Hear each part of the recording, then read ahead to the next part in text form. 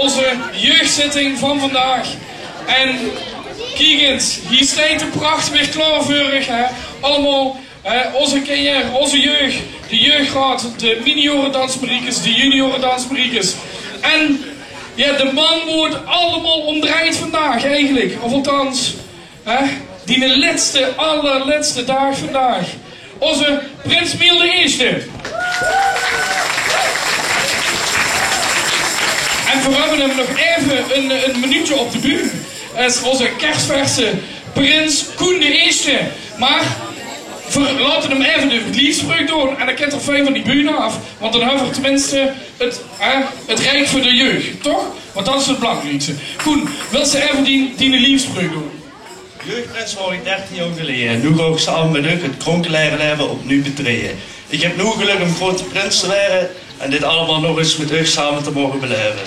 Vooral nu met ons allen gaan beloven, dit seizoen wordt famous van daarboven. Kronko, Allah! Allah! Ik zou zeggen, gang van die bühne af, want we willen het eigenlijk het rijk voor de kinderen.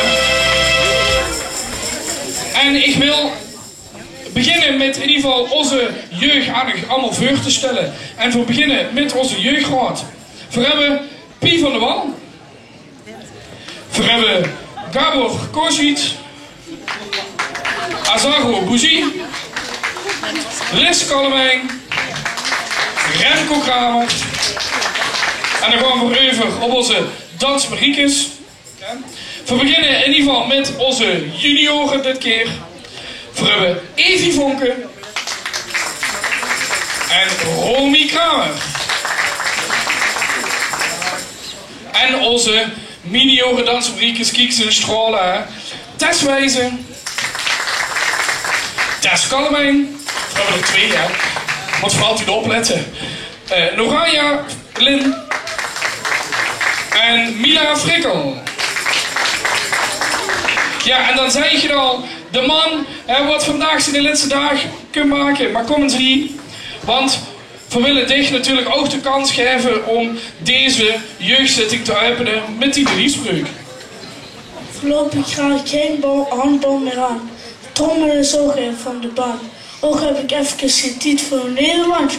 Want met mijn scepter in de hand ga ik voorop in het kronkelarenland. Kronkelaren, Allah. Ja, fantastisch hè. Kijk eens hier allemaal staan. Fantastisch.